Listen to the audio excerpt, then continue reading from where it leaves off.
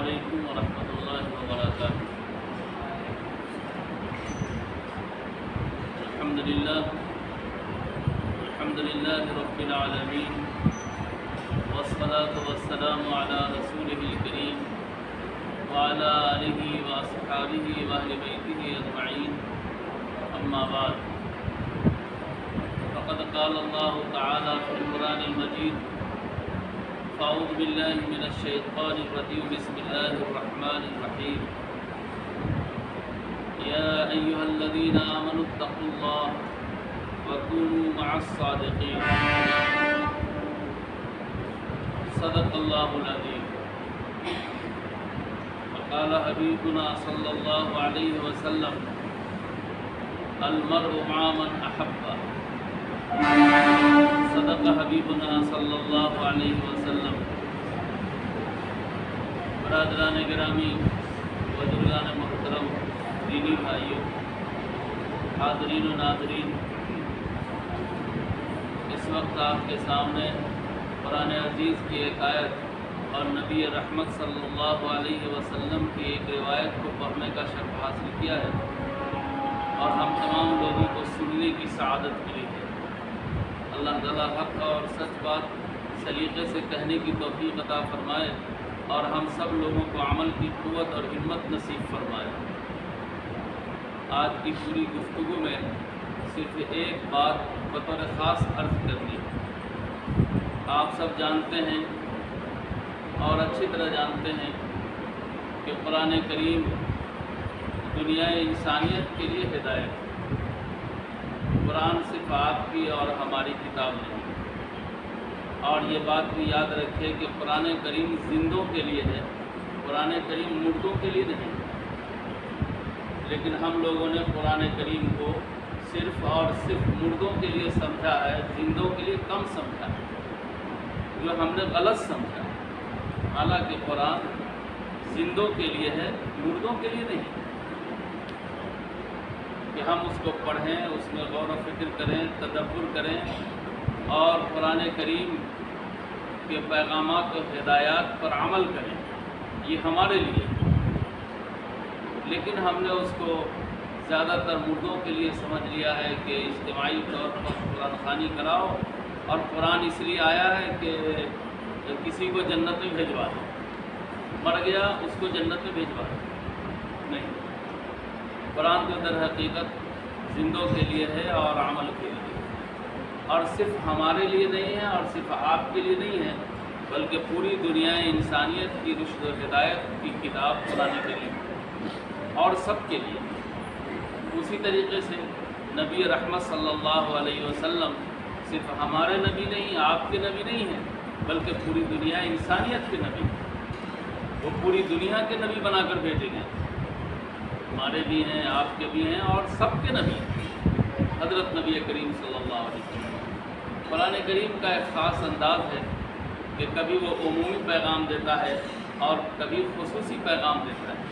ہم نے جو آپ کے سامنے قرآن کریم کی آیت پڑھی ہے، اس آیت میں اللہ تعالیٰ نے آدم کے تمام بیٹوں اور آدم کی تمام اولادوں کو چھانٹ دیا ہے، صرف ایمان والے کو ایک پیغام دیا ہے، صرف ایمان والے کو، یعنی جنہوں نے کلمہ طیبہ کو قبول کر لیا، مان لیا، پڑھ لیا اور وہ مسلمان ہو گئے، ان کو پیغام دیا، اور ان کو پیغام یہ دیا ہے کہ جو دولت ایمان کی آپ کو ملی ہے اور جو سمپتی جو ایمان کی آپ کو ملی ہے، وہ آپ کے پاس سیف کیسے رہے گی، وہ محفوظ کیسے رہے گی۔ یعنی جس وقت ہمارے اور آپ کے کان میں اذان اور تکبیر کے کلمات پڑھے گئے، ہم تو آپ تو یہ سمجھتے ہیں کہ بھائی اذان دے دیا اور تکبیر کے کلمات بچے کے کان میں پڑھ دیے گئے، لیکن یہ در حقیقت ایمان کی تخمریزی ہے، یعنی ایمان کی بنیاد ہے، ایمان کا فاؤنڈیشن ہے۔ یعنی جس بچے کے کان میں اذان اور تکبیر کے کلمات پڑھے جاتے ہیں، گویا کہ اس کے دل و دماغ میں اور اس کے پوری سرشت میں ایمان کی بیج ڈالی جاتی ہے، ایمان کی تخمریزی کی جاتی ہے۔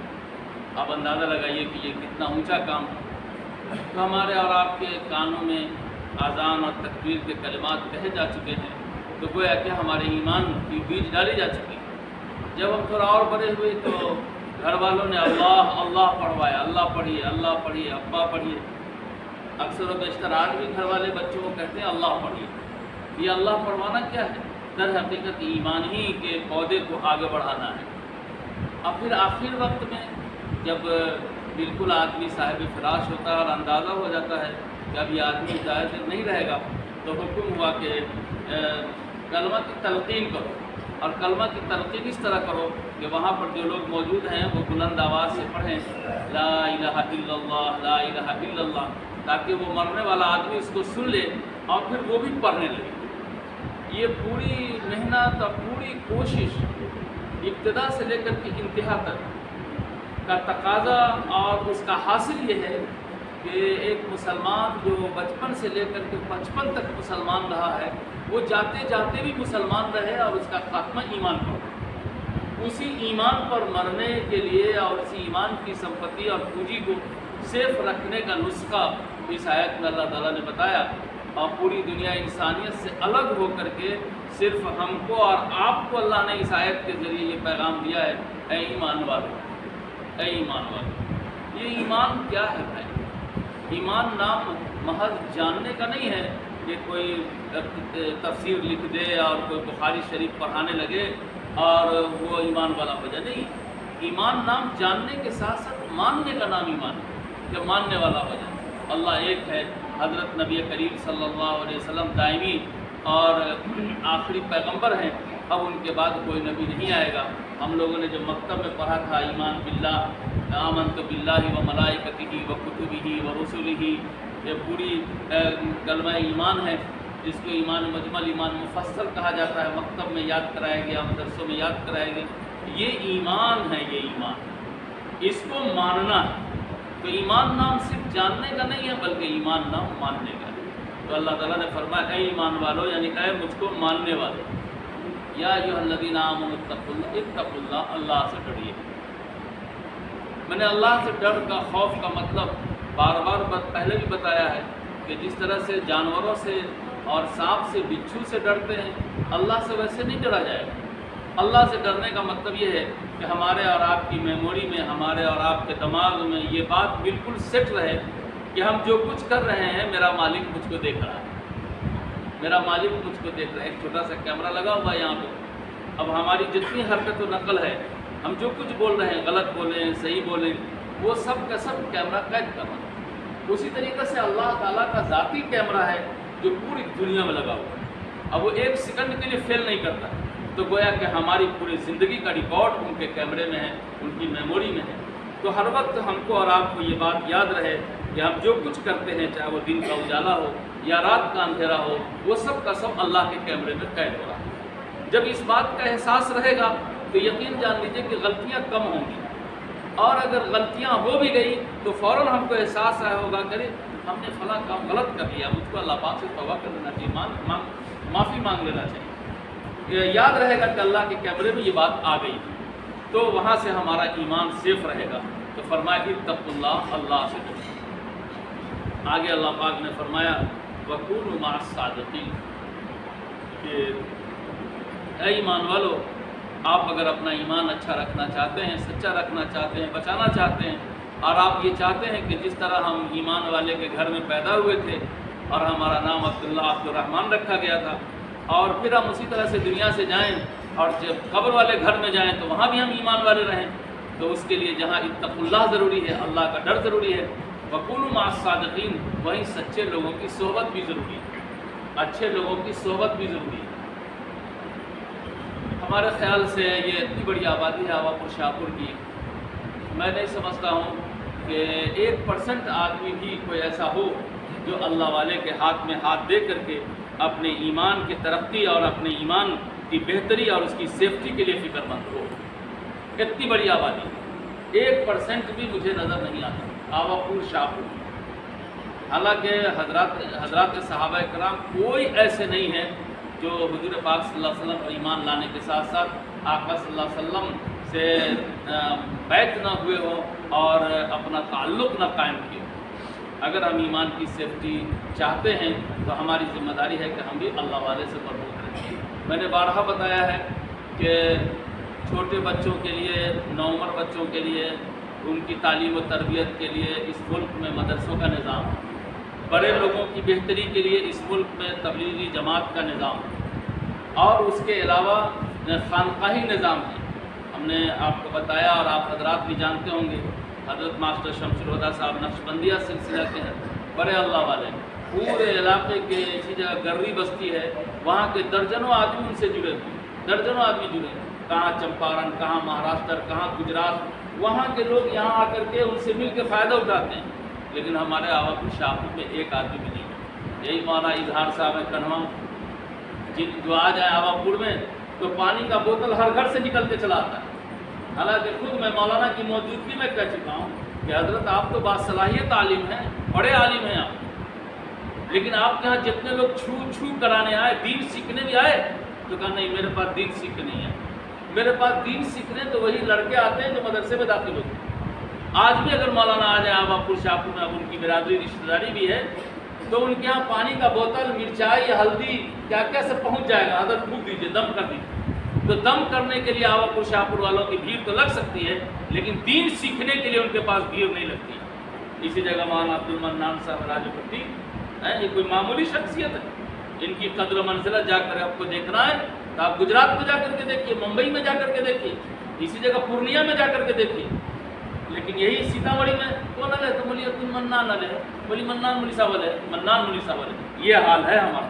اور یہ جملے جو نکلتے ہیں، یہ جملے ناقدری میں نکلتے ہیں، اتنی بڑی شخص، لیکن ہمارے آوامپور شاہپور کی بہت بڑی محروم یہ ہے کہ ہمارے یہاں کا آدمی، جوان نوجوان اور بڑے بزرگ جڑتے نہیں۔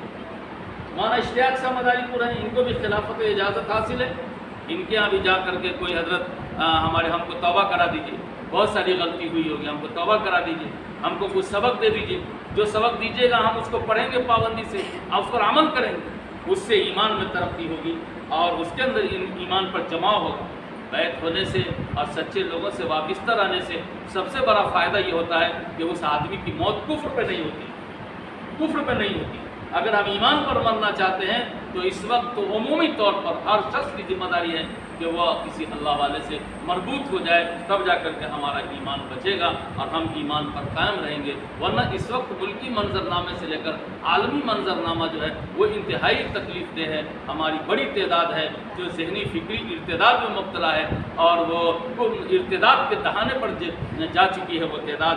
تو اس سے بچانے کے لیے اس کیا مشکل ہے، ہم کسی جس اللہ والے سے آپ کی طبیعت مانے، آپ کا جی مانے، ان سے جا کر کے بیعت ہونا چاہیے اور ان سے جا کر کے سبق لینا چاہیے اور ان سے مربوط رہنا چاہیے تاکہ ہم دین و اس ایمان پر قائم رہیں۔ ہمارے اکابرین، ہمارے بزرگان دین لکھتے ہیں کہ اس وقت امت مسلمہ کو کفر سے اگر آپ نے بچا لیا، کفر سے بچا لیا، شرک سے بچا لیا اور ایمان پر قائم رکھ دیا، تو یہ دور اس آدمی کے لیے سب سے بہتر دور ہے جو اپنے آپ کو ایمان پر بچائے۔ تو ایمان پر قائم رہنے اور ایمان پر باقی رہنے کے یہ دو بنیادی ذرائع ہیں۔ ایک ذریعہ ہے اتقوا اللہ، اللہ سے ڈرا جائے، اور دوسرا ذریعہ یہ ہے کہ اللہ والوں سے اپنا رشتہ، اپنا رابطہ، اپنا تعلق قائم کیا جائے۔ آپ جانتے ہیں کہ صحبت کا اثر پڑتا ہے۔ اگر آپ لوہار کے پاس بیٹھیے گا تو کپڑے میں داغ آ جائیں گے، خوشبو کی دکان پر بیٹھیے گا، نہیں بھی خریدیے گا تو آپ کو خوشبو ہی سونگنے کو ملے گی۔ کیوں؟ اس لیے کہ صحبت کا اثر ہے۔ پہلے آپ لوگ دیکھتے ہوں گے، آپ کو سر وہ ہے نہیں، سر میں جوئی ہوتی تھی تو جوئی کالی ہوتی تھی، اس لیے کہ اس کو کالا ماحول ملا ہے سر کے بال کا۔ اور بعض بزرگوں نے ہم کو بتایا کہ مولانا جب بال سفید ہو جاتا ہے تو جوئی بھی سفید ہو جاتی ہے۔ اور پہلے جو چلڑ پھلتا تھا بدن میں وہ کبھی کالا نہیں ہوتا تھا، وہ اجلا ہوتا تھا، اس لیے کہ گنجی اس کو اجلی، ماحول اس کو اجلا ملتا تھا۔ تو ماحول کا اتنا اثر پڑتا ہے جب ہمارا اٹھنا بیٹھنا رہنا سہنا ملنا جلنا نیک لوگوں سے ہوگا، اچھے لوگوں سے ہوگا، اللہ والوں کے ہاتھ میں ہاتھ دیے رہیں گے۔